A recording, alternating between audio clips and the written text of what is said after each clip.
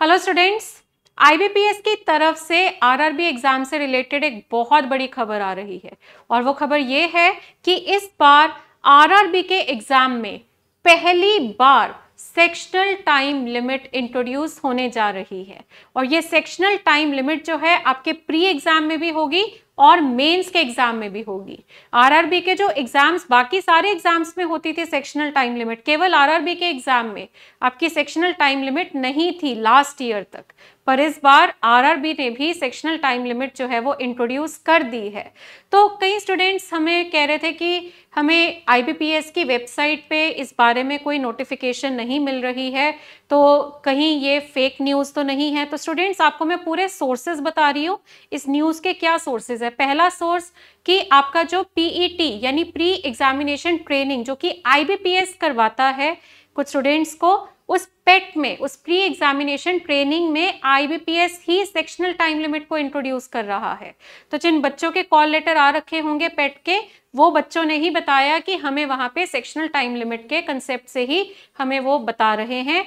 दूसरी बात, आईबीपीएस को किसी ने कॉल किया है तो वो अभी देखिए आईबीपीएस वाले जो है ये ओपनली ये चीज डिक्लेयर नहीं करना चाह रहे हैं, क्योंकि जैसे ही कॉल लेटर आपके आएंगे तो वो कॉल लेटर के इंस्ट्रक्शंस में वो चीज आपको बताएंगे। पर देखिए ये ऑलमोस्ट कंफर्म हो चुका है कि आपकी इस बार सेक्शनल टाइम लिमिट है, क्योंकि अगर आईबीपीएस पेट में ही सेक्शनल टाइम लिमिट से बच्चों को ट्रेनिंग प्रोवाइड कर रहा है तो ये चीज वो बहुत ही जल्द अनाउंस भी कर देंगे।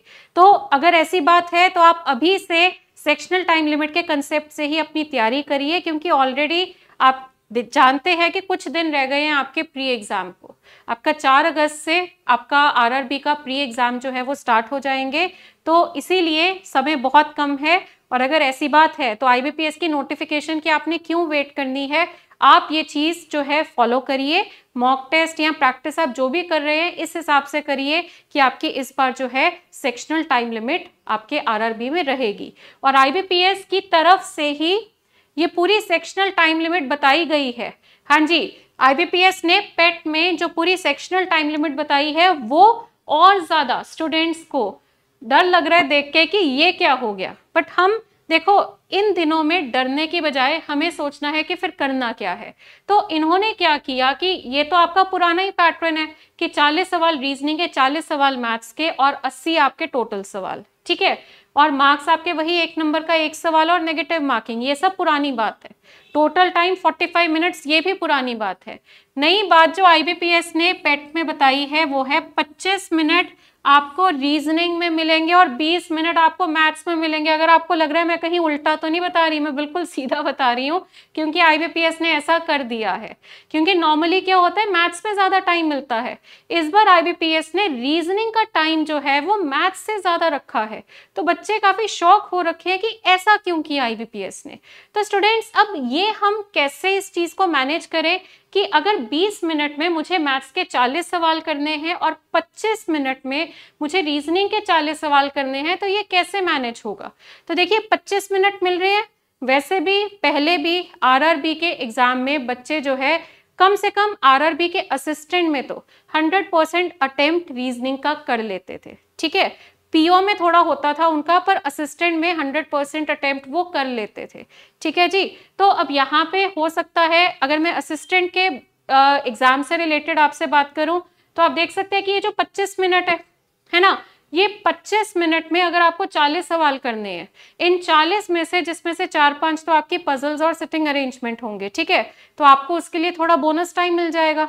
ये एक अच्छी बात भी है ना, इसमें आपको काफी बोनस टाइम मिल जाएगा कि आप अपनी पजल और सिटिंग जो है वो पूरी कर लो अच्छे से। और इससे क्या देखा जा रहा है कि इस बार रीजनिंग की अगर सेक्शनल इन्होंने टाइम लिमिट कर दी है तो फिर सेक्शनल कट ऑफ में रीजनिंग की कट ऑफ भी हाई जाएगी, अगर ऐसी बात है। क्योंकि ज्यादातर बच्चे जो है रीजनिंग का अच्छा अटेम्प्ट करके आएंगे। पजल और सिटिंग जो पहले हो नहीं पाती थी समय के अंदर, वो इस बार हो सकती है, ठीक है। अच्छा, मैथ्स में प्रॉब्लम क्या आ रही है? जिन बच्चों का मैथ्स जो है थोड़ा स्लो करते हैं, जिन बच्चों को हमेशा ये प्रॉब्लम रहती है कि हम मैथ्स में पूरा अटेम्प्ट नहीं कर पा रहे हैं, जिनकी कैलकुलेशन स्पीड स्लो है, ऐसे स्टूडेंट्स को इस बार मैथ्स में प्रॉब्लम हो सकती है। तो आप अभी भी, आपके पास कुछ दिन पड़े हैं, अपनी कैलकुलेशन की स्पीड बढ़ाइए ताकि आप 20 मिनट में ज्यादा से ज्यादा सवाल हल कर पाओ। क्योंकि देखो सवाल 40 है, समय आपको बहुत कम मिल रहा है 20 मिनट। क्योंकि पहले तो देखो जब आपका कॉम्पोजिट टाइम होता था, अब एवरेज टाइम क्या रहता था आपका एवरेज बनती है 12.5 मिनट, है ना। तो 45 मिनट्स को अगर आप आधा करते थे तो आपके 22.5 मिनट 22.5 मिनट्स आपके बनते थे। तो यहाँ पे क्या होता था, उसमें भी आप क्या करते थे कि रीजनिंग के क्वेश्चन करते थे, रीजनिंग का टाइम बचा के मैथ्स पे लगा देते थे, है ना। ऐसे ही होता है ज्यादातर, क्योंकि आप देख लेते हो पजल जो हो रही है, ठीक है, आप मतलब एक जजमेंट हो जाती है, सारी हो रही है तो सारी कर देते हो। अगर मतलब पजल इजी होगी तो वो हो भी जल्दी जाएगी, है ना। तो आपका जो होता था फिर आपका मैथ्स का ज्यादा टाइम लगता था।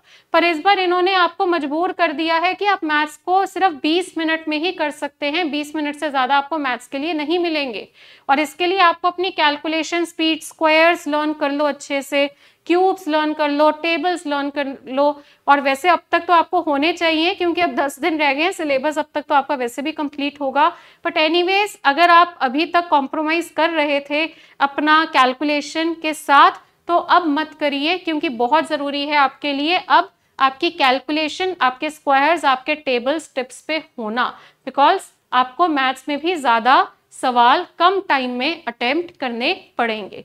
और ये है आपकी sectional time limit pre exam की। और मेंस में इन्होंने जो टाइम लिमिट रखी है, देखो मेंस की टाइम लिमिट ज्यादा कुछ प्रॉब्लमेटिक नहीं है, मेंस की टाइम लिमिट ठीक है। प्री में बस सबको बहुत शॉक लगा कि रीजनिंग को 25 मिनट दे दिया और मैथ्स को इन्होंने 20 मिनट दे दिए, ऐसा क्यों किया, है ना। तो कोई बात नहीं, हम उस हिसाब से ही मैनेज करेंगे सारा पेपर। बहुत ही जल्द मैं आपको ये भी बताऊंगी कि आपको किस तरह से पेपर अटेम्प्ट करना है, कौन से टॉपिक्स पहले उठाने हैं, जिससे कि आप जो है ये समझ सको कि आपका 100% अटेम्प्ट हो जाए, ठीक है। तो वो सारी स्ट्रैटेजी मैं बहुत ही जल्द आने वाले 1-2 दिनों में वो भी सेशन आपके लिए लेकर आऊंगी। तो स्टूडेंट्स, यहाँ पे जो आपका मेंस का एग्जाम है, जो कि वही पुराना पैटर्न है, रीजनिंग के 40 सवाल और 50 नंबर, कुछ सवाल आपके 1.5 नंबर के आ जाते हैं, इसलिए नंबर ज्यादा होते हैं। ड्यूरेशन 30 मिनट्स दी है और मैथ्स की भी वेटेज सेम है, यहाँ पे भी ड्यूरेशन 30 मिनट्स है। वैसे तो देखो अभी तक आपके जितने भी IBPS के पेपर होते हैं उसमें चाहे वो प्री हो चाहे वो मेंस हो, ठीक है, आपका जो है मैथ्स की हल्की सी वेटेज ज्यादा होती है या बराबर होती है, पर ये तो कम तो कभी नहीं हुई मैथ्स की वेटेज रीजनिंग से, है ना। वेटेज मीन्स मैं टाइम लिमिट की बात कर रही हूँ। पर इस बार सिर्फ RRB है जिन्होंने प्री में मैथ्स को टाइम कम दे दिया, रीजनिंग को ज्यादा दे दिया। तो पहले क्या होता था, यहाँ तो बराबर रहता था, मतलब बाकी आपके बैंकिंग एग्जाम्स में, RRB में तो था ही नहीं पहले। बाकी एग्जाम्स का पैटर्न अगर आप उठा के देखोगे, यहाँ तो दोनों का टाइम लिमिट बराबर होता है या फिर आपका मैथ्स का थोड़ा ज्यादा होता है।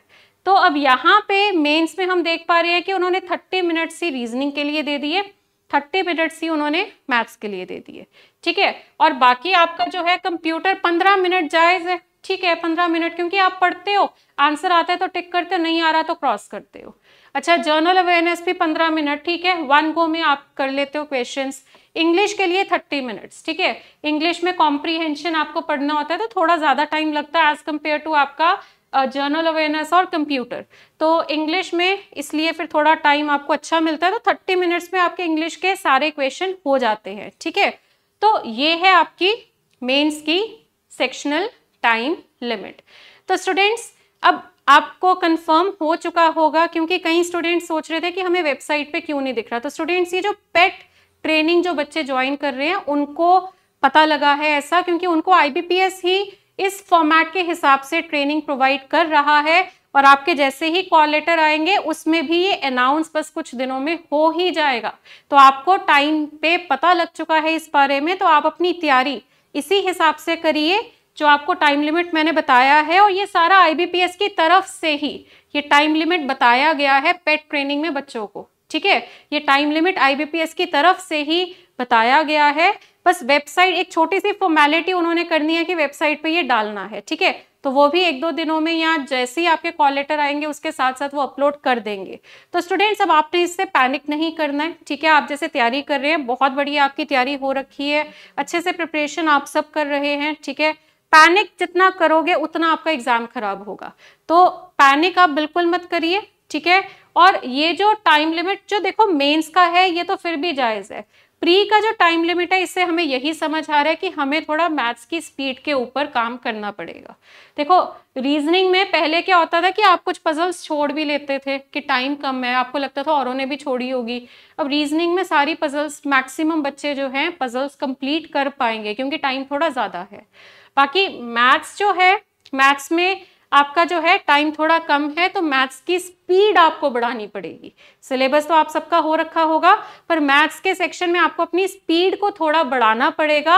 और आप ये मत सोचिए कि ये कैसे होगा, क्योंकि देखो आप लोग लकी हैं, अभी आपका मेंस का एग्जाम तो प्री के बाद ही होगा। अभी हमारा मेन फोकस प्री एग्जाम पे है और आपको केवल 2 सब्जेक्ट्स है, जैसे कि आपके क्लर्क का प्री होता है या फिर आपका जो बाकी जितने भी प्री एग्जाम्स जितने भी आपके एग्जाम है, जैसे कि एसबीआई का प्री या बाकी जो भी आपके प्री एग्जाम है, उनमें 3 सब्जेक्ट्स हैं, रीजनिंग, मैथ्स, इंग्लिश। केवल एक आरआरबी ऐसा पेपर है जिसमें कि आपके प्री में सिर्फ 2 सब्जेक्ट्स आते हैं, और वो 2 सब्जेक्ट्स कौन से हैं? रीजनिंग और मैथ्स। तो आपका जो है, जो आप समय डिवाइड करते हो पढ़ाई में, जो बाकी पेपर्स में आप 3 सब्जेक्ट्स में बांटते हैं, आरआरबी में आपको समय जो है वो केवल 2 सब्जेक्ट्स में बांटना है। तो अभी भी समय है, अच्छे से तैयारी जो है जो कर रहे हो, स्पीड के ऊपर ध्यान दीजिए, मैथ्स के क्वेश्चन को सॉल्व करने की स्पीड को थोड़ा सा इंक्रीज करिए। तो उम्मीद करती हूँ कि आपको आज के सेशन में बहुत अच्छे से समझ आ गया होगा कि आईबीपीएस ने आरआरबी एग्जाम से रिलेटेड क्या क्या चेंजेस इंट्रोड्यूस किए हैं, और इन चेंजेस के हिसाब से ही आप जो है अब इन 10 दिन, जो ये आपके कुछ दिन बचे हैं, इन दिनों में अपनी तैयारी को करिए। All the best.